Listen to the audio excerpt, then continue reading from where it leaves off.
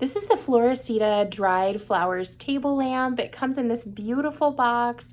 Let me get it set up and I will show you what it looks like. And here's everything that was inside the box. There's a lampshade, the base, a set of instructions, and the light bulb. And it looks super straightforward. All you have to do is put the light shade on the base, add the light bulb, plug it in, and you're ready to go. So let me go ahead and do that really fast. I got the lamp set up and this thing is absolutely stunning. You can see all of the little details on each one of the flowers and leaves here.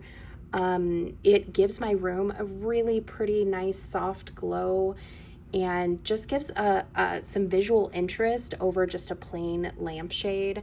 The base is really pretty wood and just feels like a really nice high quality, like it's well put together. So overall, super pleased with it. I do want to thank the brand for sending it to me to try, and I would highly recommend.